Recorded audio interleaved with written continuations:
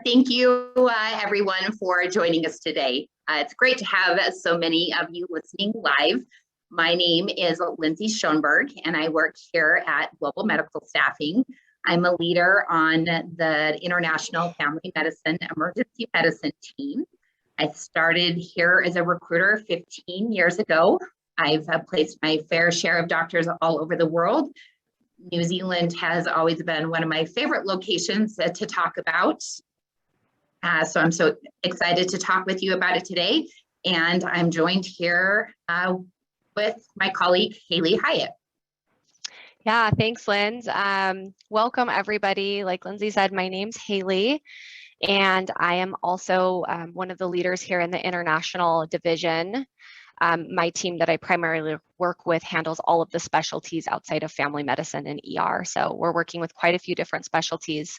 I have been with the company for about 10 years now. I started out placing physicians actually in our domestic division, and then I found my really big passion with international. So I moved over to our international division and have been here ever since. And then about 5 years ago, I kind of moved into the role that I am now. Great. And for those of you who are not familiar with Global Medical Staffing, we are a locum agency that places physicians into temporary assignments all over the world.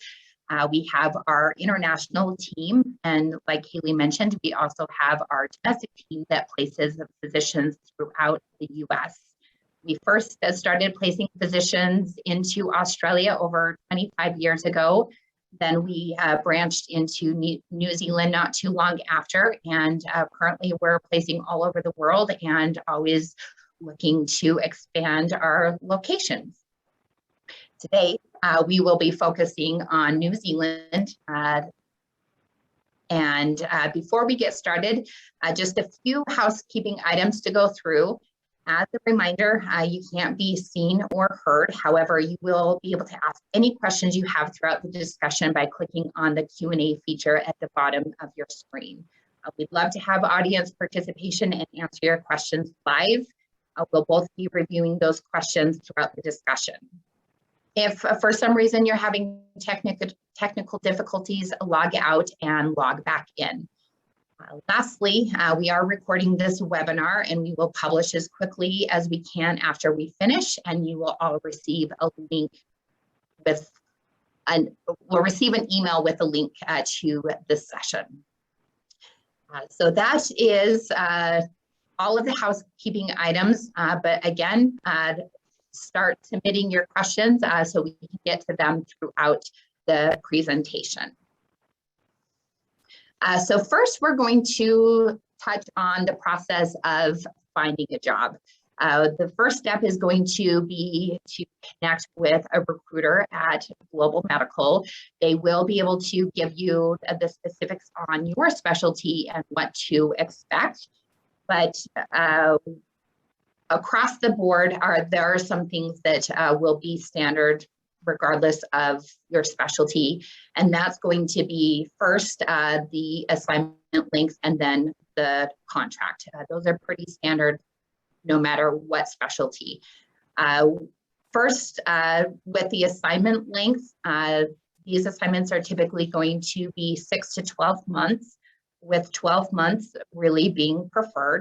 A lot of the clients are requesting that longer commitment due to the fact the time that it takes to get you there, as well as the continuity of care for the patients. Not only that, but a lot of our physicians have provided the feedback that 6 months isn't quite long enough. You start to fully integrate into the community and to the practice, and after 6 months, it's time to turn around and come back home. So if you can plan on going for a year, that is best. However, don't let that keep you from reaching out to us because we do see all different lengths of assignment. With our contract, the standard contract that you can expect is going to cover round trip airfare, assistance with the housing and vehicle, and malpractice insurance will also be covered. And those will be provided for the duration of your assignment. We'll touch on more of the details around the housing and car throughout this presentation, but I'll stop and take a minute just to touch on the malpractice insurance. So that is covered for you, and there in New Zealand, it's called medical defense. That policy that's provided is going to be like an occurrence policy here in the States. There's no limit to the liability, and it does have an indefinite tail coverage built into it. Applying for that malpractice insurance is one of the last steps in the process. When we get to that point, we would assist with that application and handle all of that submission for you. So all of those benefits are going to be provided. And then in addition to those, you will be paid a daily rate for each day that you work. That pay is going to vary by specialty, and your recruiter can help give you the specifics on what that would look like. But the thing to be aware of when considering working in New Zealand is that these positions are not going to pay comparable to US rates.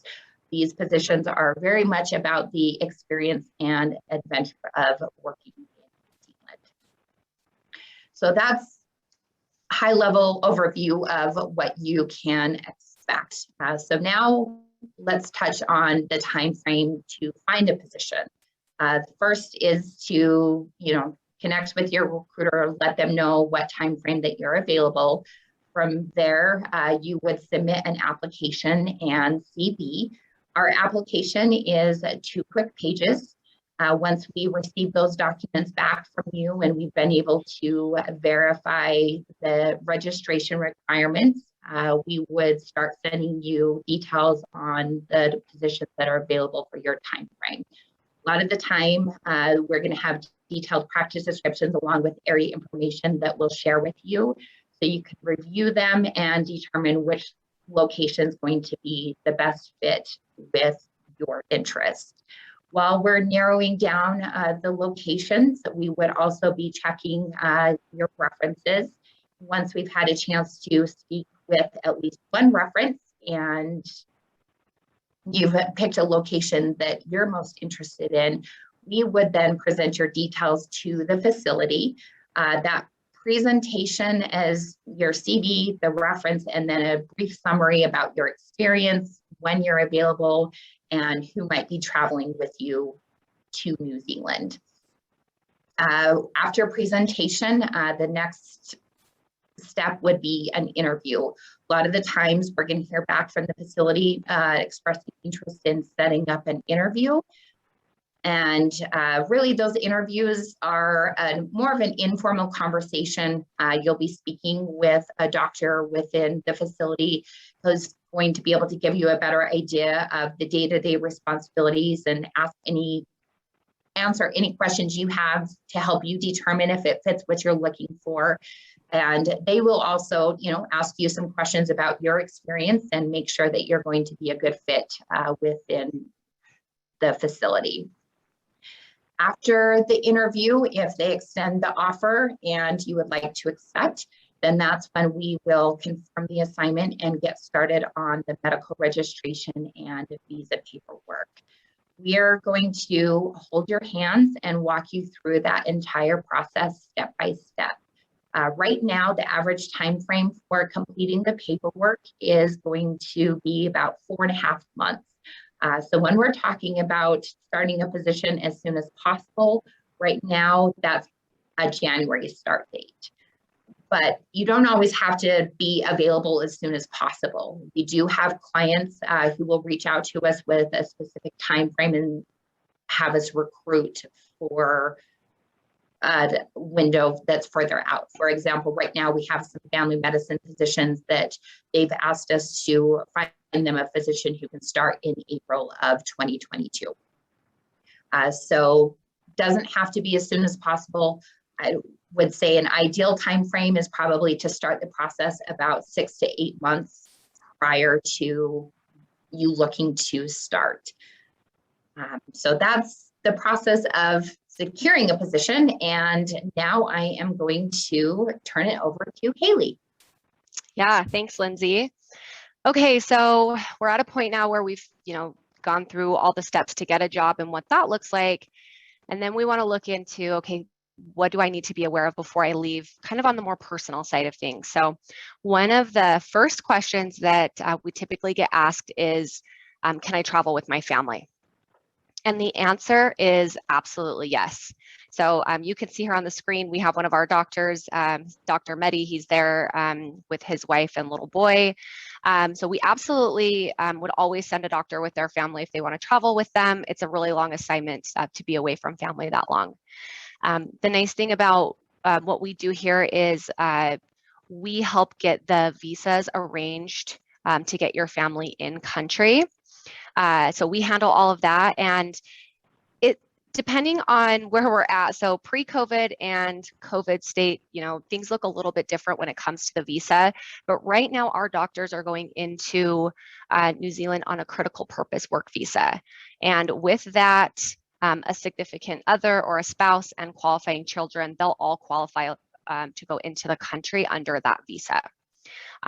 Pre-COVID or post-COVID, the doctor would get a work visa, and depending on how long the assignment is, if it's a year-long assignment, your spouse or significant other would go in under that work visa. If not, they would get a partnership visitor visa. And then kids who qualifying kids will be going in under a student visa. So everything looks a little bit different with COVID. Our team has a really good grasp and they stay on top of it and they help walk you guys through that process. Speaking of, a spouse or a significant other coming to New Zealand with you, a lot of questions that we get is, can they work? And the answer is yes. So they can really do that in two ways. If the doctor is going on an assignment for over 6 months and they get that work visa, then the spouse can qualify to work under their work visa. If they're going for 6 months or less, they don't automatically qualify to work. What would happen is they would need to get in country, find a job, and if they were able to secure a job, then we could help them apply for a work visa while they're in country. So the answer is that yes, they can work. It looks a little bit different based on the length of assignment. And then always a reminder, kind of with everything that's going on with COVID right now, it could change slightly. But again, our team has a really good grasp on that. You can see that we have, a photo here of Dr. Galera and his family. He traveled with his 3 kids and his husband there. And speaking of kids, obviously another big thing that we want to think about is the school system and how are we going to enroll our kids and what's that going to look like. So we have people do it all the time. They take their kids over, they enroll them in school. The school year looks different there. So their school year runs it's year round. So they start about the 5th week of the year, the 5th Monday of the year, and then they break like 1st or 2nd week of December. One thing to note in New Zealand is that their seasons are opposite. So when it's summer here, it's winter there. When it's winter there, it's summer here. So they're breaking in December for their summer and kind of their holidays and things like that. So they offer both public and private schooling. So you do have the option. The public schooling is obviously free, whereas the private schooling is not. Most of all the physicians that I've placed, they usually go with the public option. It's a great option. Their kids have done well, but you do have both. What we suggest here is that always touch base with your school here locally to let them know what your plans are and that you're going to be enrolling them over in New Zealand, and they can kind of help give you a little bit of guidance there. Because the school years run different, you're basically always going to be pulling them out or putting them in. It's not a smooth transition because the school years run different. So you'll want to consider that. But overall, I have to say that the feedback that we've really gotten on the school system and pulling them in and out, it's been an easy transition. I remember a few years back, we had placed a doctor and, her daughter wasn't doing really well here in the school system and she wasn't making a lot of friends. And so they went over to New Zealand and they went for a year and her daughter just thrived. She did so, so good. The kids were really interested in her because she was from America. They loved her accent. She made a lot of friends. And I just remember the doctor saying, you know, if I'm taking anything away from this assignment, the biggest thing is going to be how well my daughter did and the confidence boost that it gave her. So there's, you know, it's absolutely, you know, doable. Don't let that stop you from going to New Zealand. So before I move on to talk about a few other things, I want to touch on our other family members, our furry family members. So everyone's always asking, oh, I can't leave my dog. I can't leave my cat.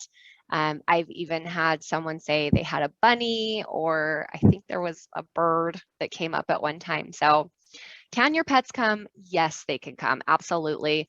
But I always tell people, hey, review the process and, you know, really think about everything before you take them. The process is a lengthy one. It's one that you'll want to start pretty early on. Your dog or cat or other animal will have to go through a series of tests and blood work. I think they have to be microchipped. So there's a few things that they have to go through prior to them leaving. And then once they get in country, they do need to quarantine for 10 days before they're released to you. I can tell you that the process, like I said, it's lengthy. It's not cheap. It's not something that the clients will cover, but we've had plenty of people take their doctors. We have a picture right here of Dr. Howard Stein. He's currently on assignment on the North Island. This is a doctor that someone on Lindsay's team has placed, and that's their dog Omar. And they're constantly sending pictures of them just out exploring with him. And I can tell you that if you were to ask them, would you take your dog, you know, having to go through that whole process? And the answer would be yes, they would. So just consider all of the options there. It's a long flight. So I tell people, you know, consider the age of your dog too. I have had doctors do it both ways, and sometimes leaving the dog home with a family member or a friend just worked out best for them. So a couple of options there. All right, so we move on from that and let's talk about what you do with your house. So with this one, I've seen it done a couple of different ways. One thing that I always ask doctors is, you know, what's your plan right now? Are you going to be quitting your current job and making a change for when you come back? Because if you are, sometimes you know, people decide, hey, you know, I'm going to be moving possibly to a different state, so I'm going to sell my house. So they sell their house, maybe they're even looking to downsize or something like that. They sell their home, they put their stuff in storage, and then they make plans for when they come back. If you don't want to sell your home and that's not an option, you can also, we've had people reach out to family members, say, hey, can you come and stay at the house? Or can you come and check on the home once a week, once every 2 weeks, just to make sure that everything's okay. I've had them, you know, hire somebody to take care of the outside of the home just to make sure that it's still looking nice and taken care of. And then also we've had plenty of people who have hired, who've either found somebody that can rent the home, or they've hired a property management service to go ahead and rent out their house. So a couple of options there. I think it, you know, just really depends what's your plan when you come back.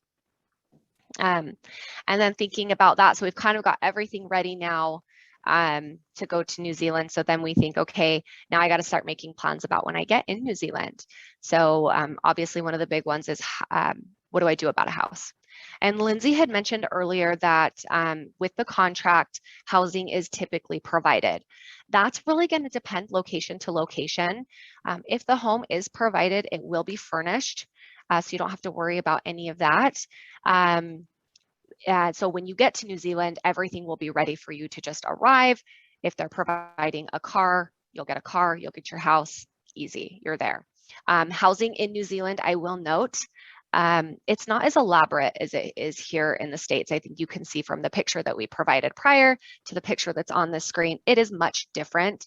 Hospital provided or clinic provided housing is typically close to the facility, sometimes within walking distance. I had a radiologist who would bike to work every day, and that worked great for him. He had a car, but he was close enough and he liked to bike.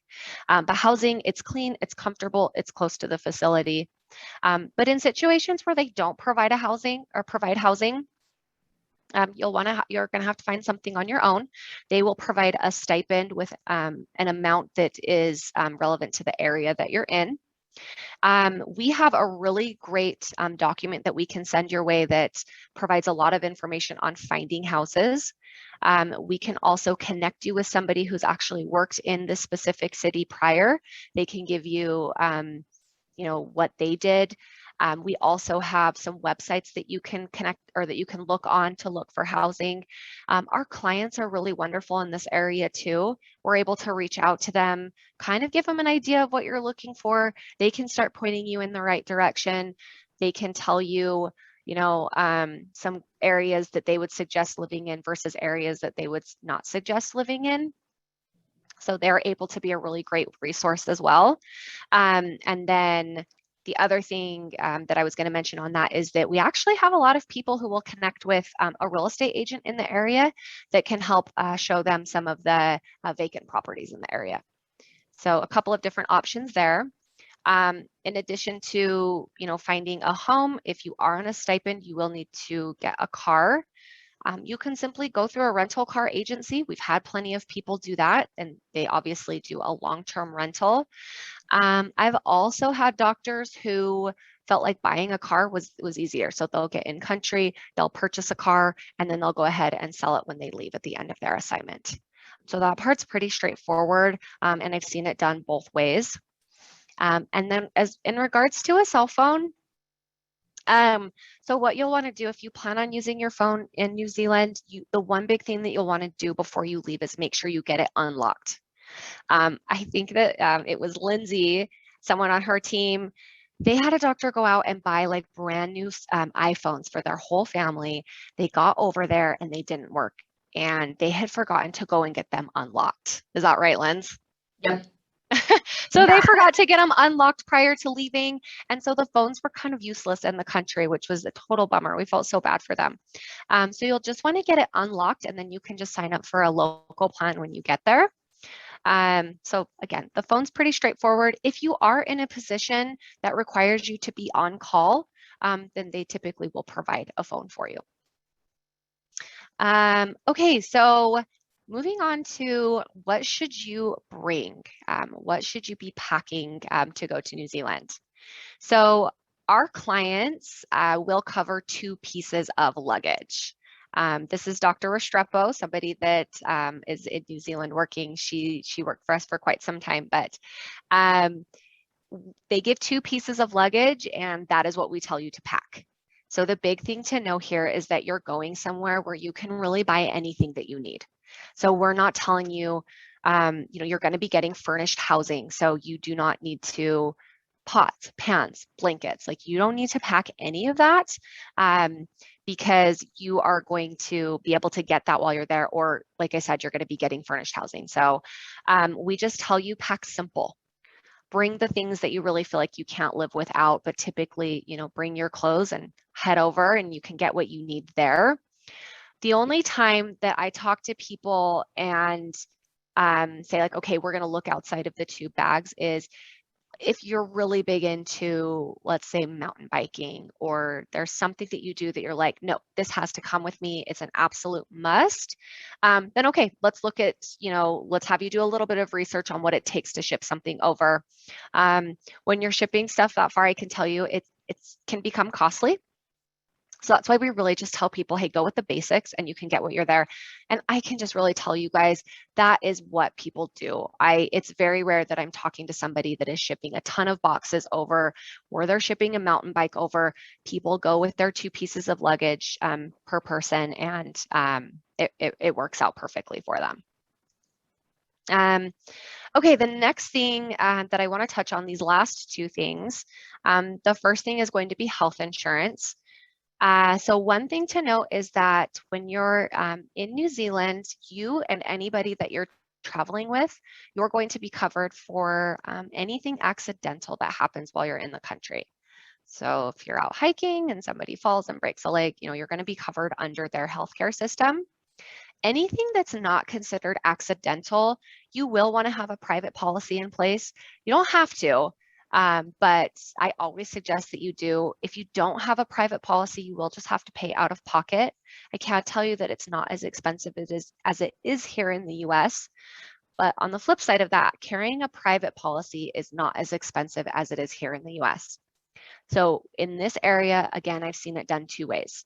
I had a dermatologist who's worked with us several times, and he checked with his current policy that he was able to keep, and they were able to cover him while he was in New Zealand. And so for him and his wife, it just made more sense for them to stick with that policy and use it when they needed to. That doesn't always work out for everybody. So in those cases, we have a list of companies that we can send you where you can reach out to them and get a quote.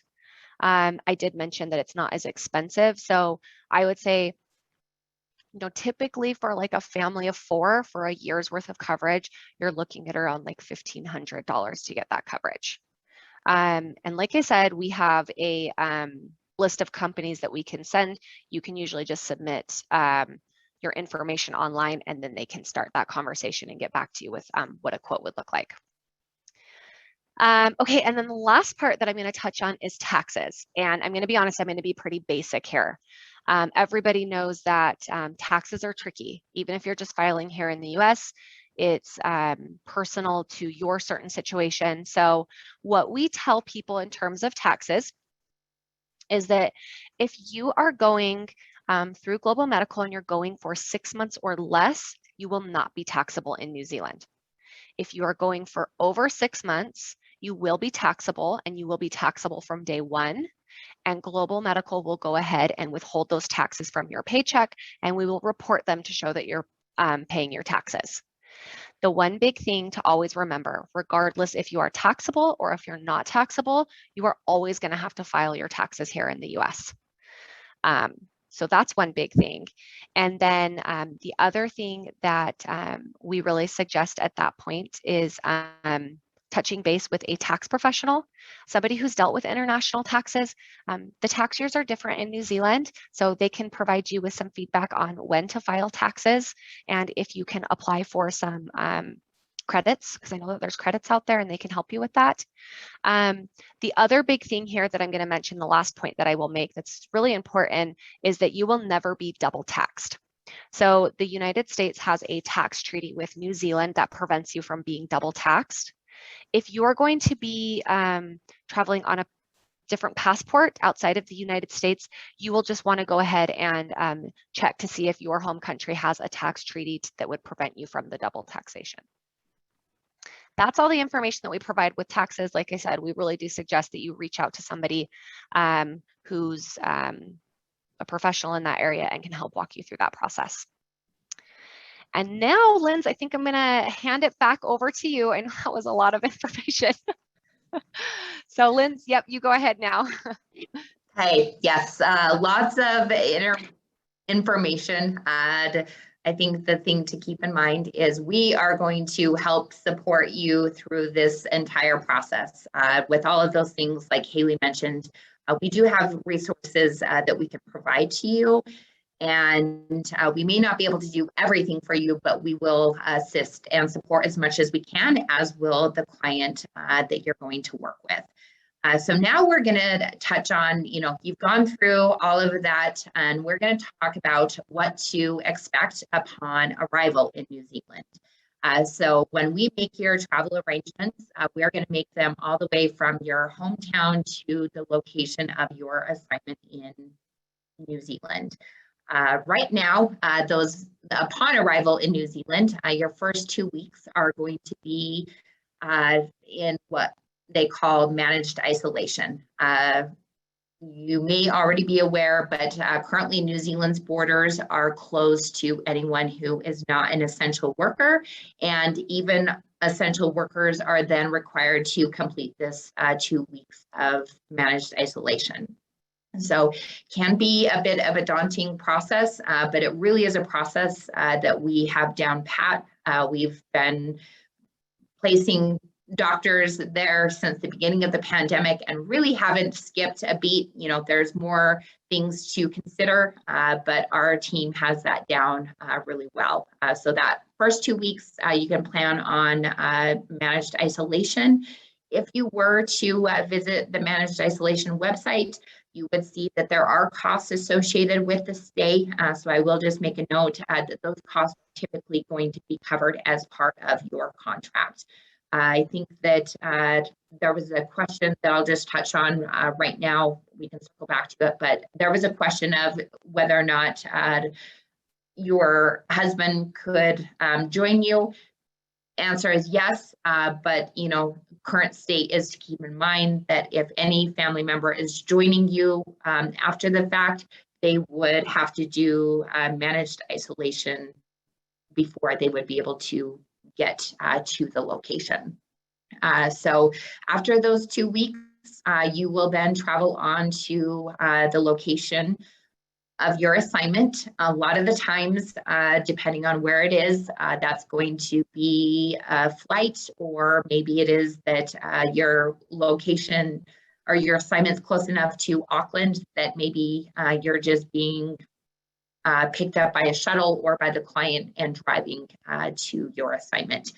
Usually, upon arrival, you'll be taken, to the housing, and be provided with that car from day one. Like Haley mentioned, sometimes it's that stipend. And in that case, it may look a little bit different, but we will make sure before you're released from managed isolation that you know where you are headed. So the adventure is part of, learning to drive on the left-hand side of the road.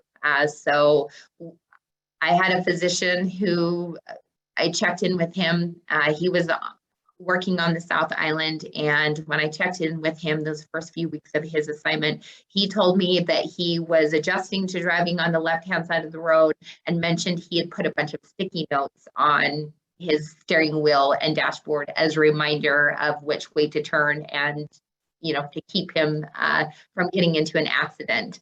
As far as a driver's license, you don't need to worry about obtaining a driver's license in New Zealand, only if you're going to be there longer than 12 months. And then in that case, you would go out and obtain an international driver's permit. And switching gears, from there, one of the things that you'll take care of shortly upon arrival is setting up a bank account. Everyone will set up a bank account in New Zealand, and then Global Medical will do a direct deposit every 2 weeks for the days that you've worked. That front end, we have some banks that we recommend, and that work can be started before you depart. But once you arrive in country, you will have to go into the local branch, appear in person, show them your ID, and provide them with a New Zealand address. From there, the direct deposits is a pretty seamless process.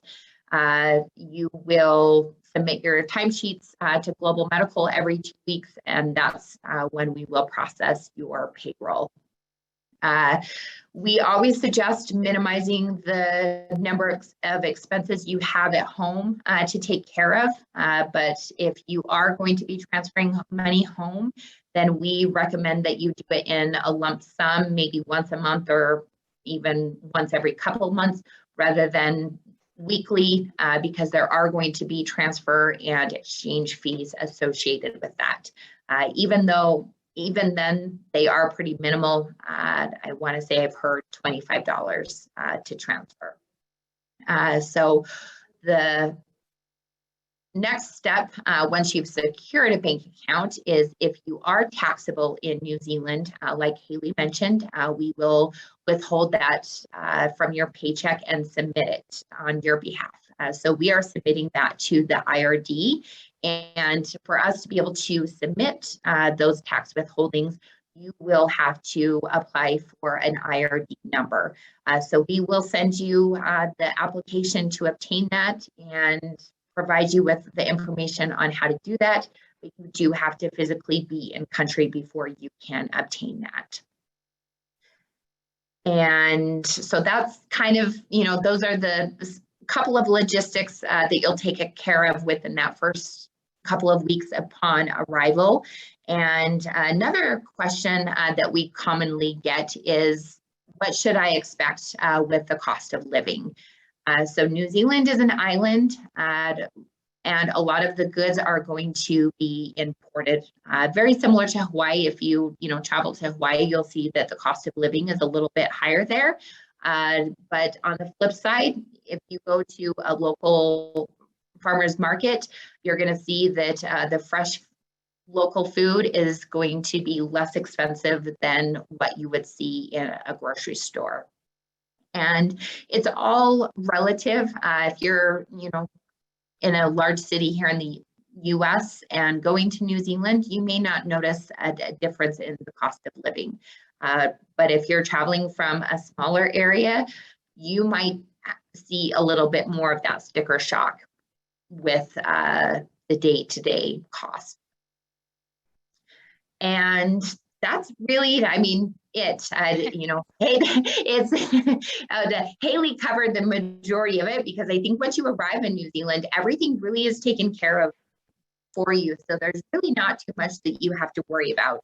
There are those, logistics that we've covered, but you arrive, everything's taken care of, and you just get to jump right into practicing medicine and traveling the country and learning what it's like to be a kiwi. Yeah.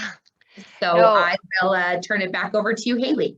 No, yeah, Linz, I was gonna exactly touch on that. The really neat thing about using Global Medical is that we are there with you from start to finish. Once you accept an assignment, we have a really great team of people who will jump in and they will walk you through the licensing, all of the details that you would need to get in order for the practice side of everything. Like I mentioned earlier, the visas, you're never going to be in a situation where you're like, what's next? I don't know what to do now. We're going to be there until you're walking in, your front door in New Zealand, and then we're going to stick with you through your assignment too. So we're always going to be here for you, and we have somebody that's actually available 24 hours a day. So we know that there's a time difference. If something were to come up, you can always reach out to us and somebody will be here. And that's one of the really neat things about going through our company. The other thing I think too is that it's really never too early to start the conversation. Lindsay, if I'm not mistaken, I think that you worked with a doctor for like 10 years, didn't you, prior to them going? Yep, it was a family medicine doctor that we met at a family medicine conference back in 2007, and we checked in every 6 months. And finally, in 2017, he was eligible for a sabbatical, and we got him to New Zealand. Yeah, so it really just proves that, it's never too early and it's never too late. Sometimes we'll call somebody and they're like, yes, I can do this. I want to do it now. Let's get the ball rolling, and it happens really quick. So make sure that you get in touch with our company. You can get on our website. You can sign up for job alerts. So anytime something opens up in your specialty, you'll be notified about it. So you can kind of keep track of what's going on. And then you can get set up with a recruiter here who's more than happy to, keep checking in with you. So now I think, Linz, I've seen some questions come through. One of the ones that I wanted to go back and touch on was, I think that there was one about housing. Okay, yeah, so family, airfare, and housing, somebody put. So airfare is always going to be covered for the doctor, of course, and it's typically always covered for the spouse, and we request airfare outside of that. I can tell you some locations, they've, covered up to 2 children as well, and some don't. So it really just kind of depends on which location, but it's something that we request all the time. And then when it comes to, in there they put housing as well. So yes, housing would obviously be provided for you and your family. And I apologize, I meant to touch on this when I talked about it, but typical housing, the biggest that I've seen is like a 3-bedroom. So if you're traveling with a really large family, I tell people, like, tell your kids to get comfortable. They're probably going to be sharing, and it will just make them closer, and that's great. But again, housing is a little bit more basic, so we're not talking about 4 and 5 bedroom homes. So that can, I think, kind of answer those questions on that. And I think the other one, Lindsay, that I saw was, would the quarantine costs be covered for a spouse? Right. Yep. I saw that one as well. And in those situations, yes, you actually would room together, but those costs would be covered. I believe they can room up to 4 people in one room, and then outside of that, it would have to break into another room. Yeah. I think I am also seeing here a question. Looks like someone had put there, can you be board eligible or must you be board certified? I think the answer there is it really depends on your specialty. So I would say a recruiter would be the best one to answer that. But I can say that being board certified is not absolutely required. So if you are only board eligible, that would be a possibility. Excuse me. Another one that I see is around car insurance. And I should have touched on this when we talked about the car, but so if you're being provided a car as part of your contract, then it does come with the car insurance. And just like here in the US, there'll be a deductible per incident. So you will have that. If you end up having, if you end up buying a car or renting a car, then you would just purchase the insurance in addition to that.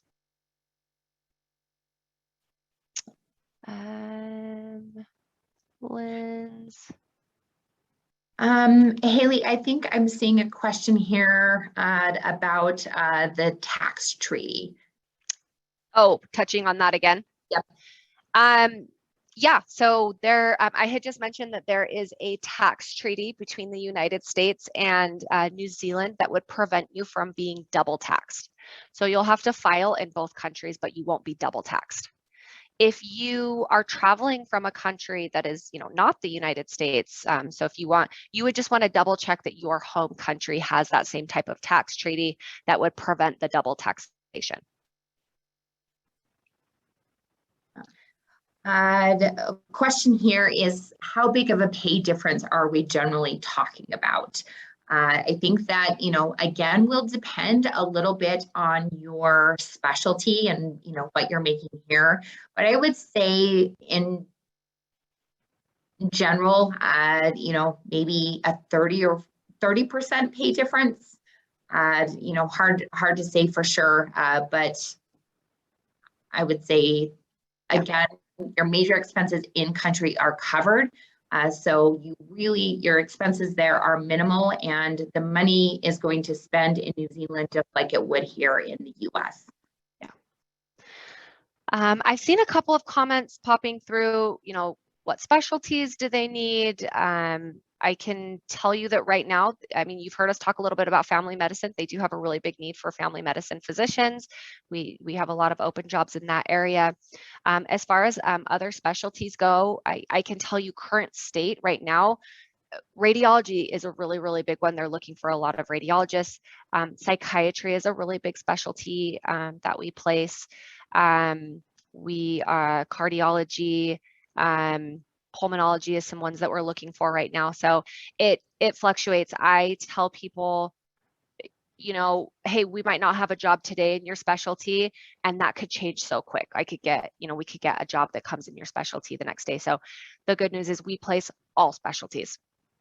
I've placed dermatologists. I've placed all specialties. So don't discount your specialty at any time. Reach out. Like I said, sign up for those job alerts so that you can continue to get those and connect with a recruiter so that they can keep you updated on, any jobs that become available in your specialty. Okay. There's a question here why there's such a big need for physicians in New Zealand. So I'll touch on that. I think that the biggest reason is they just don't have enough doctors going into their system to keep up with the population demand. And, you know, a lot like here, you're going to see that these needs are in the rural areas or the medium-sized cities. You know, the major metropolitan areas are not where we see a lot of these positions coming available. And I think that, you know, another problem that sometimes they face is that, you know, New Zealand being so close to Australia, a lot of the Kiwis that may train in New Zealand might go to Australia to work. Because it's, you know, a pretty quick trip back home, and Australia does pay more money. So there's reciprocity between the two countries, and they can go make a little bit more money in Australia. Yep. I see a question here about typical work schedules. So in New Zealand, all specialists, and Lindsay, you can touch on the GP part, but all specialists, everybody works Monday through Friday from 8 to 5. So it's a 40-hour work week. That's a little bit different, but sometimes when we're thinking about like our hospitalists and stuff, they're used to more of that like 7 on, 7 off. But in New Zealand, everybody works Monday through Friday from 8 to 5. So it's a 40-hour work week. Your specialty and the location that you're at will depend on whether or not you take call. And then they have registrars, which are like residents that will be first on call, and then you'll be second on call, and you do take call from home if you're in a position where you take a call. Yeah, so I would say I'll just jump in and touch on family medicine and emergency medicine. Very similar for family medicine, Monday through Friday. Some of our practices may only be a 32-hour work week, so 4 days a week, depending on the location. That day off could be a Monday or Friday to be a longer weekend, but then I also have seen the day off be the middle of the week. So it's not always guaranteed to be that extended weekend. And then for emergency medicine, the schedules there vary a bit by location, but do tend to be quite a bit different from the US schedule, in that it could be more of that Monday through Friday schedule, because like Haley mentioned, they have their resident doctors covering the on-call. So if you're working in a larger facility, the resident doctors might cover the overnight shifts and the weekends, and you're on call in case they need to call you in for backup. Okay, a couple of questions here. This one will be quick for me to touch on. One person mentioned our vacations structured into the contract. So each contract is a little bit different, but if you 30 days of paid vacation per year plus time off for holidays is what's typically provided on the hospital side. And that's prorated based off of the length of your assignment. So if you go for 6 months, it's just that 30 days is going to be prorated down to somewhere around 15. Linz, is the family medicine jobs 30, or is that more, is it 20? Yeah, family medicine jobs are 20, but when it comes to the public holidays, I believe that works the same for both the family medicine and specialists, where, you know, you do typically get the holidays off. And if you are required to work on a holiday, then you would get paid double time for those. Yep. And then Lindsay, I was going to kick this one over to you if it's okay. Someone had just mentioned that they've seen some of the patient volume numbers in New Zealand to be pretty high in the 20s and 30s, and they feel like that's typically high for what they see. In New Zealand, is it structured a little bit different with the day-to-day with doctors and the amount of patients that they see, or? Yeah, so it's, I can touch on that. It is going to, I see Dr. Liu has a question on the admin work as well. So I'll tackle both of those together. The family medicine positions, your appointment times are typically going to be 15 minutes. So on average, you could be seeing 4 patients per hour.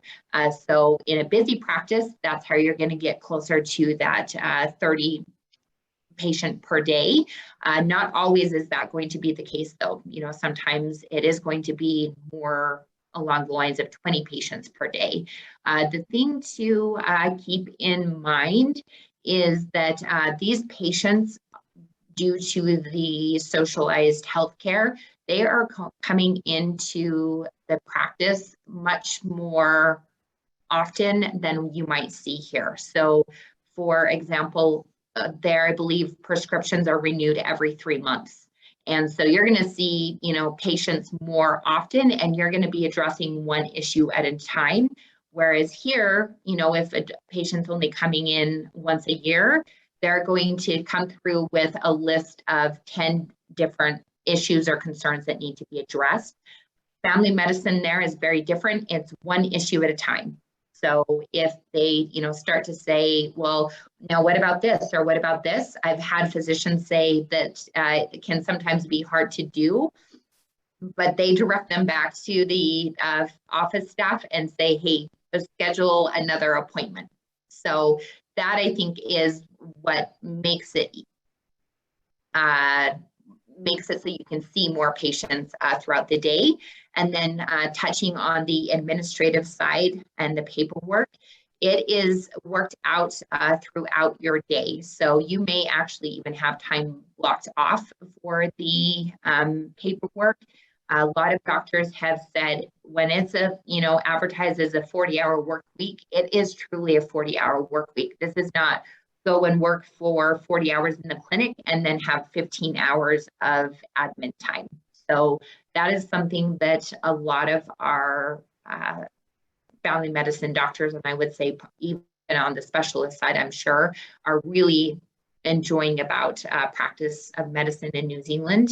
And the other thing along the lines with the paperwork is because they're not litigious there in New Zealand and you don't have to worry as much about malpractice, your notes and your record keeping is very brief. When we have doctors struggling to keep up with the demand of the patients and the paperwork, a lot of the times the clients say, well, we need to help them understand that they don't need to write a novel after each patient visit. It is very just quick, succinct notes. So there's a difference there. Yeah, and I noticed someone had asked, here in the US, we're sometimes putting in, 10 to 15 extra hours a week because of all the admin side. And so one thing that I think is really important to point out is that you guys, when we say it's Monday through Friday from 8 to 5, it's a 40-hour work week. It is a true 40-hour work week. In New Zealand, it is, when it's time to go home, it's time to set it down and it's time to go home. So we don't typically, as we process timesheets and stuff, there is an overtime rate in place in case you do work overtime, but I can tell you that the overtime is very minimal if we see any at all. So when we're saying, hey, this is a very good work-life balance, it is a 40-hour work week, we really do mean it's a 40-hour work week. Yeah, and I see here there's a question along the lines of our medical notes dictated, written, or electronic medical records.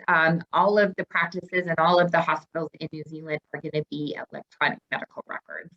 I think that they're even a bit ahead of us in that regard, that they've all been operating with EMR systems for many, many years. And that is something that will come up in the interview process. The clients might, ask some questions around your comfort level with the EMR. Yep. Okay, let's see. I think that we've tackled a lot of these.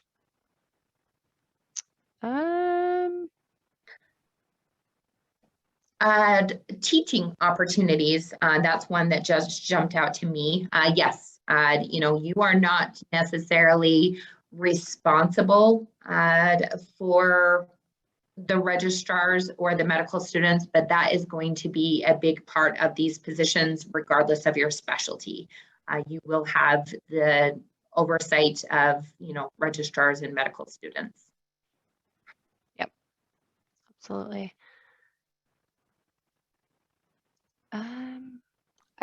Linz, do you see any others? I know that we're kind of coming up on time here.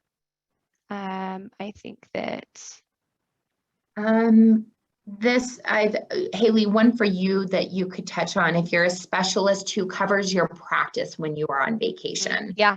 So really you just get your time off. You just reach out, you submit that through the hospital. It just goes through them and they just get the coverage within the hospital to cover you while you're out.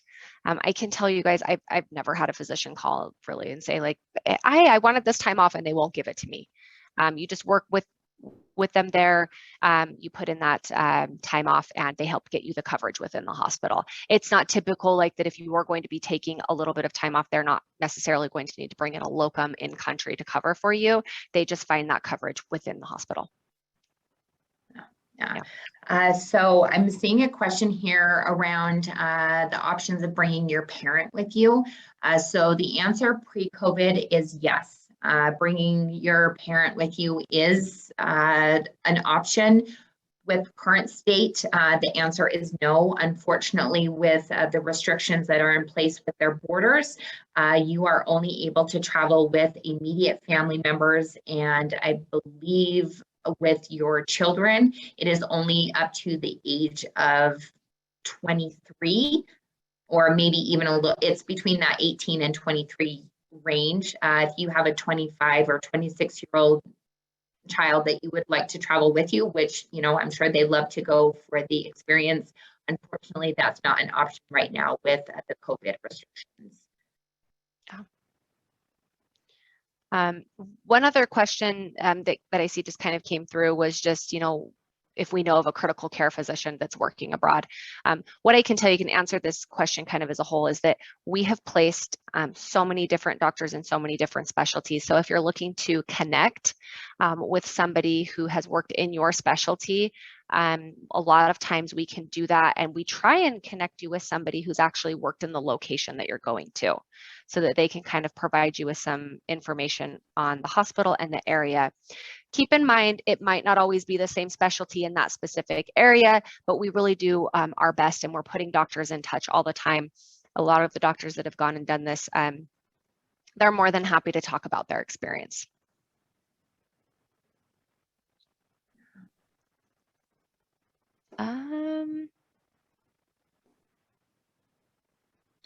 Linz, are you seeing any others? I am not. Okay. Oh, wait, actually, I see one from Dr. Barbour. Yes. Okay, so transitioning from the US medical system to the New Zealand system, yes, you are correct. There is going to be a difference. So we have some resources that we can provide you beforehand. But I will also say that these facilities are very familiar with bringing in doctors from overseas, not only just from the US system, but from all over the world, really. So because they are very accustomed to helping doctors make that adjustment, I think you'll find that when you get there, that they will have the resources there for you to help you get familiar with the different drug names, the different drug forms. Not only that, but per the medical council requirements, your first 2 weeks of your assignment are your orientation period. So that's when you'll be working closely with a doctor in the department who will be able to bring you up to speed on all the differences and really just, show you how to work within their system. And then from there, you'll always have the support of other doctors within the department to help you navigate your way. Yeah. Good question. Good question. Car and stipend, does a car and stipend include insurance? No. Yes and no. If you are being provided with a stipend, the amount is going to be relevant to, housing and car in that area, but you would be responsible for securing car insurance for your vehicle if it was that stipend situation. Yeah. One person did ask if we can kind of touch on the climate in New Zealand. Overall, the climate in New Zealand, it's a very temperate country. It's typically never too hot. It's never too cold. The North Island is known for being warmer than the South Island.